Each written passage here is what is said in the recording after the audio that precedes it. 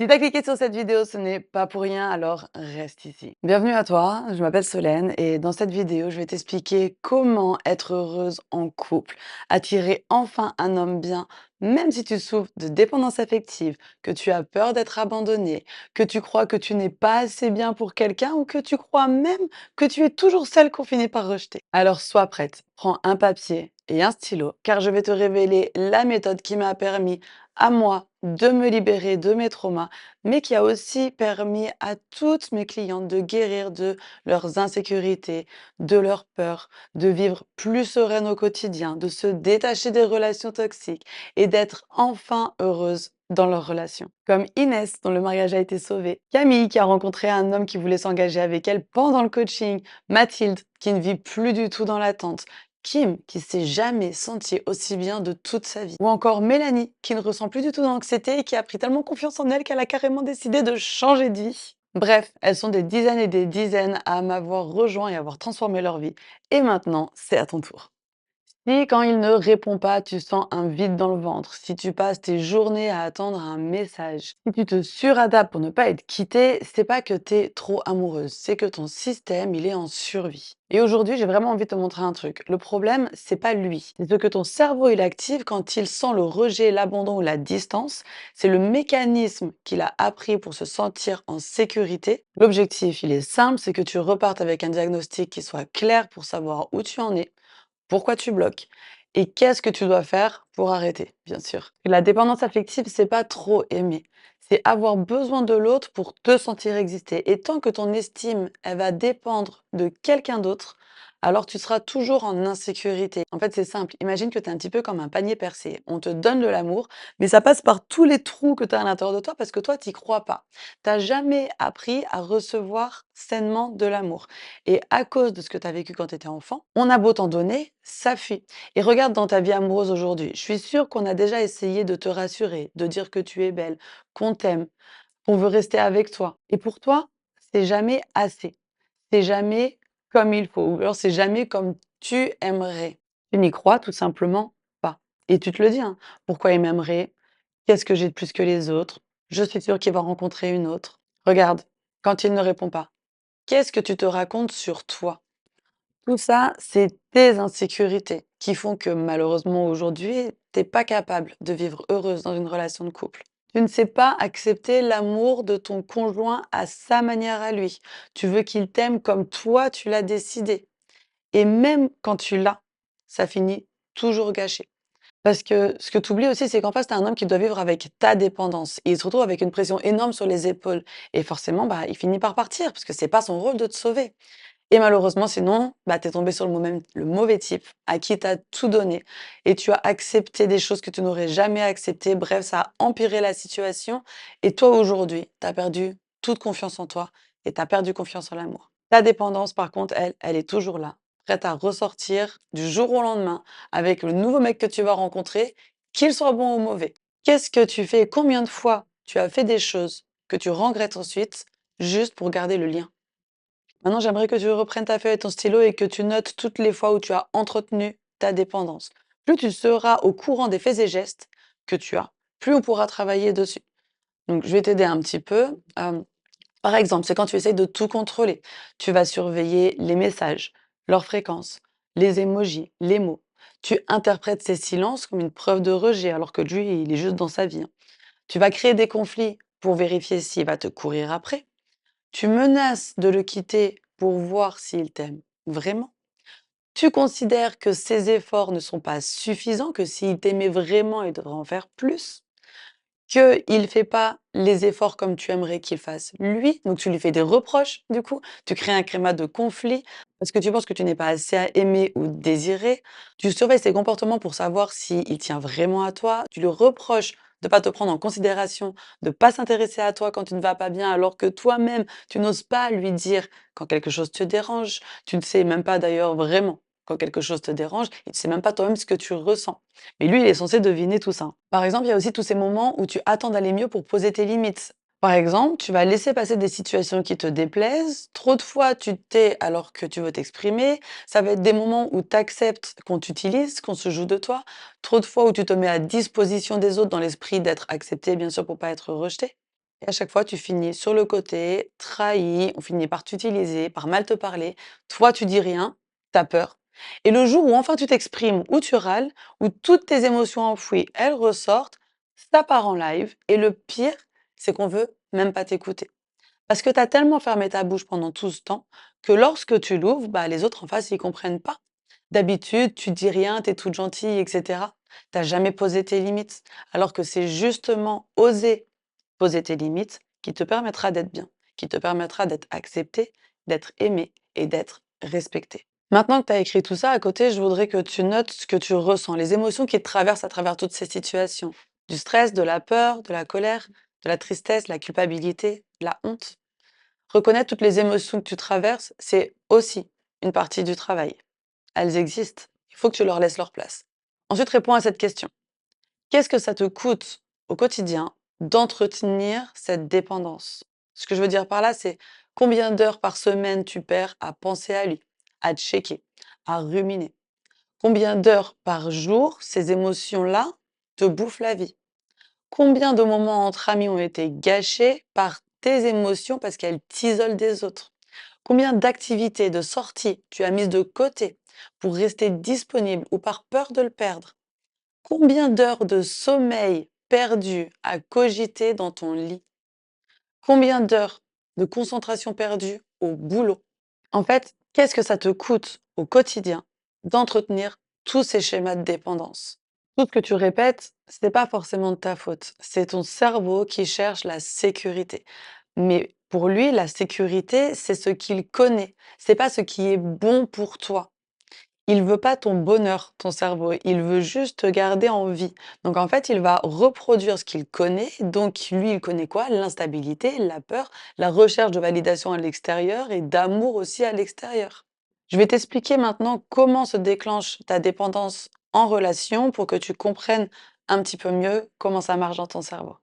Donc, tu viens de rencontrer ce mec, au début, tout se passe bien, il est gentil avec toi, t'es contente d'être avec lui, t'essayes même de prendre ton temps, de regarder un petit peu son comportement. Bref, t'es quand même plutôt bien, tout se passe bien, ton système nerveux, il est calme, tout va bien. Et à un moment, il va y avoir un détail, il va y avoir un événement, alors pas un drame, pas une trahison, mais par exemple un petit détail, soit il va mettre plus de temps à répondre, il va être de ce que tu crois, hein, il va être un peu plus distant, tu vas croire que son ton il change ou alors il va pas te proposer quelque chose ou quoi que ce soit.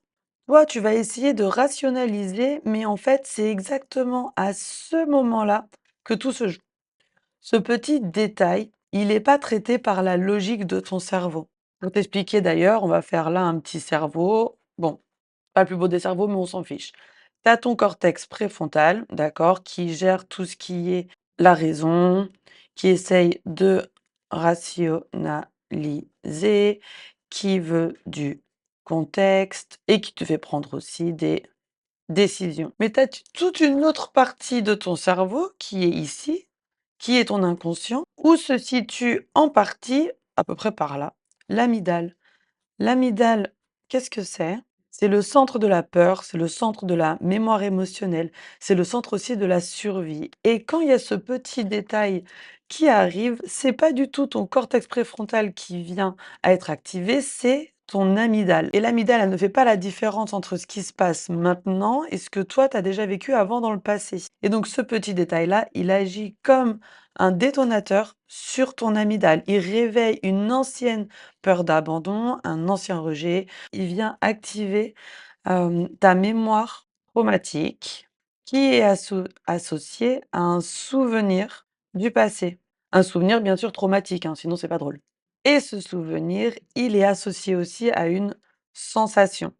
Une sensation qui va être, bah, la gorge serrée, ça va être le ventre qui est noué, ça va être, la poitrine qui pèse et bien sûr, bah, ton cerveau qui pense trop, donc on va marquer overthinking, qui réfléchit trop pour trouver une solution. Donc quand ce petit détail, il arrive, ton cerveau, il se dit pas qu'il est juste occupé, lui, il se dit: «Attention, il y a tout ça qui va recommencer. Il y a une confusion entre le passé et le présent et c'est là, en fait, où il y a le bug. Ton inconscient, il croit que ce que tu ressens maintenant, c'est la répétition d'un ancien schéma, d'un ancien souvenir, d'une ancienne sensation et donc lui, pour se défendre, ton inconscient, il va activer un programme automatique qu'il a déjà activé par le passé, qui est censé te sauver. C'est un programme qui est en mode survie, qui est là pour te réparer.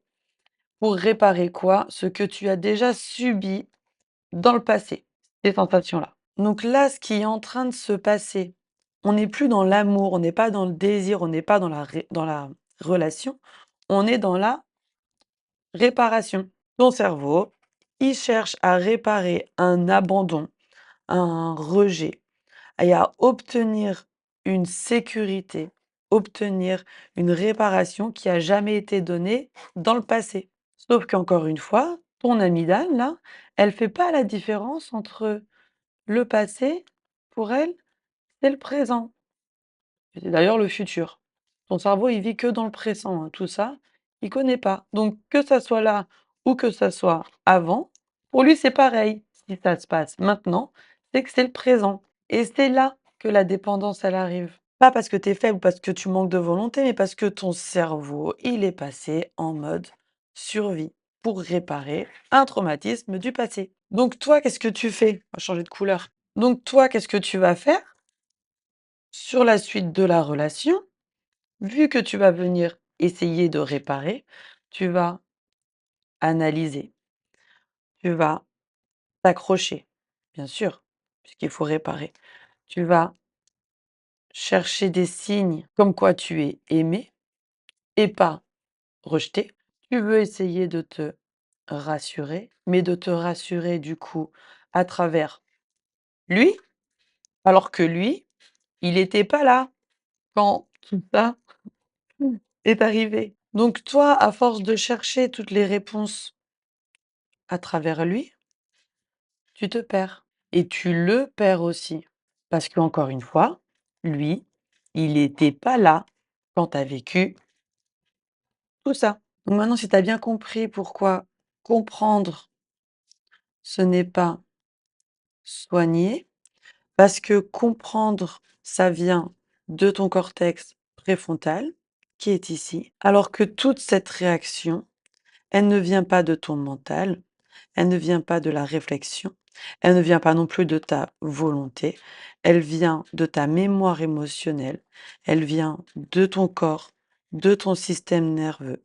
Et aujourd'hui, donc, pour réparer, pour soigner, il faut passer par ton inconscient, par ton corps et ton système nerveux. Je suis sûre que maintenant tu repenses à certaines relations et à certains échecs. Peut-être que tu arrives déjà un petit peu mieux à t'analyser d'ailleurs, ça serait super. Maintenant, je voudrais que tu te vois d'un petit peu plus loin, ok? De regarder la situation d'un œil extérieur, d'un œil différent. T'as pas l'impression que tu es toujours dans l'attente qu'on vienne te sauver?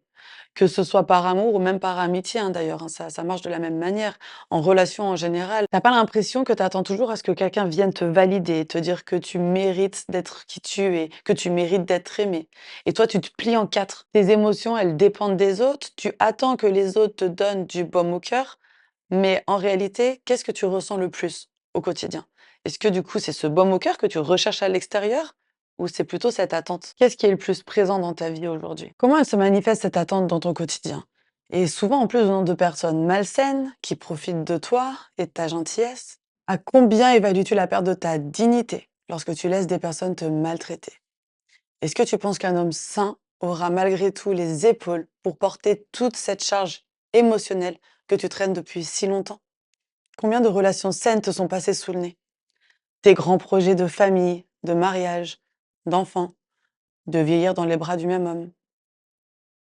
Qu'est-ce que ça te coûte vraiment cette dépendance? Parce que tant que tu vois pas le prix que te coûte vraiment ton inaction, tu vas continuer à croire que t'es comme ça, que t'es pas doué en amour. Alors que, comme je viens de te l'expliquer, t'es juste conditionné. Et ça se change aujourd'hui. mais pas si tu fais rien. Il y a aucune raison pour que ton inconscient change si tu ne lui montres pas comment changer. Et si dans 6 mois rien ne change, tu penses que t'en seras où toi? Imagine maintenant une relation ou des relations amicales aussi où tu as plus besoin de surveiller, de jouer, de manipuler, de te plier en quatre, de t'excuser. Tu te sens plus forcé de tout accepter. Tu peux partir d'une relation qui te fait du mal sans t'effondrer. Ta vie continue tout simplement encore plus belle car tu fais le tri naturellement autour de toi et il ne reste que le meilleur. Si je sais tout ça, c'est parce que moi aussi j'étais dépendante affective pendant des années. J'ai connu tout ça, hein, l'angoisse, l'anxiété, la peur de pas être assez bien. Et il y a eu ce déclic où je me suis dit que j'étais vraiment en train de bousiller ma vie et en plus à cause d'un mec. Il y a une chose que j'ai compris, c'est que je manquais pas d'amour. De l'amour, on en a plein, t'en as plein à revendre, j'en avais plein à revendre. Par contre, ce que je savais pas faire, c'était m'apporter de la sécurité à l'intérieur de moi. Je sais que cette notion, elle peut paraître floue aujourd'hui. Moi aussi, j'avais un peu de mal à comprendre cette notion de sécurité intérieure à l'époque, mais repense à cette histoire du panier percé, peut-être que ça t'éclairera un petit peu. Aujourd'hui, il faut vraiment que tu apprennes à venir colmater tous les trous qui sont à l'intérieur de toi. Faut que tu apprennes à réparer tes blessures, parce que même si tu crois que c'est vieux, elles sont toujours à vif. La preuve, dès qu'il y a un mec qui arrive, imagine que le mec c'est du sel, il vient de mettre un petit peu de sel sur ta blessure. C'est pas le sel le problème, c'est ta blessure qui est encore à vif. Et toi, tout ce que tu as fait, c'était mettre des pansements dessus sans venir mettre de mercurochrome, pensant que ça allait la soigner. Sauf que quand un pansement se barre, vite t'en prends un autre, mais t'as toujours pas soigné ta plaie. Le vrai taf, il a jamais été fait. Parce que toi, d'abord, tu t'es pas soigné. Donc aujourd'hui, t'as pas besoin d'un énième déclic et encore moins d'un énième pansement. Tu dois déjà arrêter ces 3 réflexes. Couper tes émotions et tes pensées, renier tes croyances et tes pensées comme si ça signifiait qui tu es. Non, ton cerveau, il a créé des croyances malgré toi quand tu étais enfant.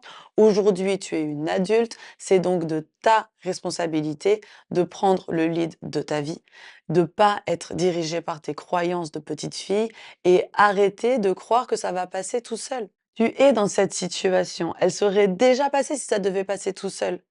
Tu pas délibérément en train d'attendre quelques mois ou années de plus. Le temps ne fait pas les choses. Le temps, il ancre. Le temps, il oublie, mais le temps, il ne change pas. C'est pas une réelle constante, hein. La seule vérité, c'est là, le présent, maintenant. Hier n'existe plus, demain n'existe pas encore.